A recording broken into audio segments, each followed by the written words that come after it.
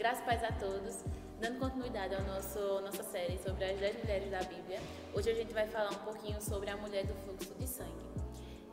Estamos no nosso último dia e espero que tenham aproveitado as outras palavras. Eu vou ler um pouco sobre a história da mulher do fluxo de sangue porque, na verdade, a história dela é só um trechinho da Bíblia. A história dela se encontra lá em Lucas 8, 43 ao 48. Também podemos encontrar em Mateus, no capítulo 9, versículos 18 ao 26. Lá em Marcos, no capítulo 5, do versículo 25 ao versículo 34. O que é que ele fala? Vou ler a partir de Lucas, tá? Nisto chegou uma mulher que fazia 12 anos que estava com hemorragia. Ela havia gastado com médicos tudo o que tinha, mas ninguém havia conseguido curá-la. Ela foi por trás de Jesus, tocou na barra da capa dele e logo o sangue parou de escorrer.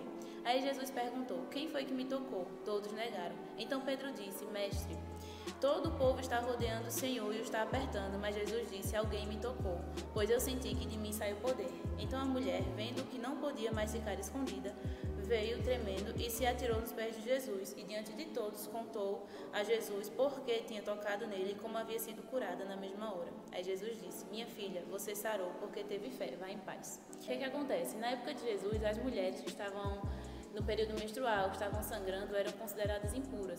Não podiam frequentar muitos locais, não podiam tocar nas pessoas. Enquanto esse fluxo menstrual estivesse acontecendo, enquanto as mulheres estivessem sangrando, elas eram consideradas impuras. Então ficavam proibidas de diversas coisas e as pessoas as tratavam como impuras. E essa mulher fazia 12 anos que estava sangrando. Então fazia 12 anos que ela estava vivendo desse jeito, sendo considerada por todo mundo como impura.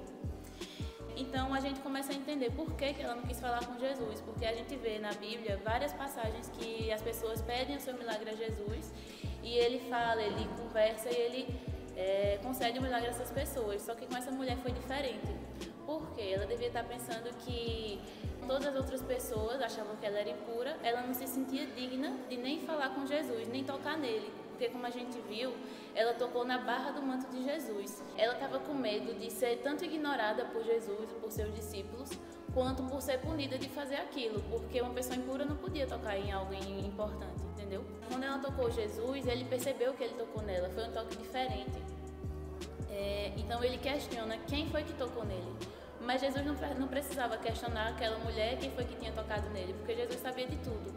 Ele sabia quem tinha tocado nele, sabia o que foi que tinha acontecido, mas ele fez questão de saber quem havia tocado nele. Ele queria que ela dissesse que tinha sido ela. Então ele pergunta mais de uma vez quem foi que tocou nele. Apesar de seus discípulos dizerem a ele que tinha muita gente, que não tinha como saber, ele insistiu em querer saber quem foi que havia tocado. Ele faz isso porque ele queria mostrar para ela que ele se importava com ela, que mesmo ela estando impura, mesmo ela achando que não era digna, mesmo ela achando que não era ninguém para Jesus, que ele sabia da existência dela e que era importante para ele, e que os problemas dela eram importantes para ele. Então ele pergunta quem foi e ela fala que foi ela. Então o que é que a gente pode ver com essa história? Que a mulher do fluxo de sangue era uma mulher de muita fé, que ela, ouvindo falar de Jesus, logo acreditou que ele podia levar a cura para ela. Tinha feito tudo que ela podia pelas próprias forças, mas não tinha conseguido. Então a última alternativa dela era Jesus, e ela, logo que ouviu falar dele, ela creu. E além disso, ela era uma mulher ousada. Por quê? Porque ela teve uma atitude, mesmo sabendo que se ela fizesse aquilo, ela podia ser punida, podia ser castigada de alguma forma.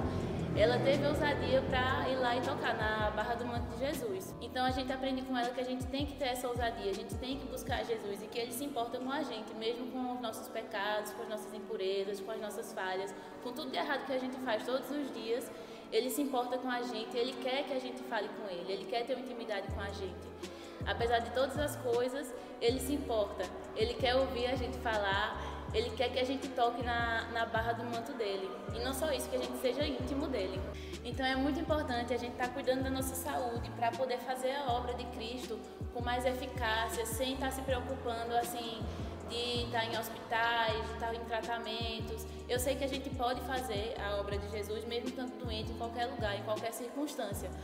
Mas se você se cuida, se você se previne, você consegue fazer isso com mais eficiência, com mais energia. Então vamos nos cuidar para honrar o sacrifício de Jesus e mostrar para Ele que a gente dá valor ao sacrifício que Ele fez na cruz, para que a gente possa ter vida, que a gente possa estar espalhando a palavra dele para outras pessoas.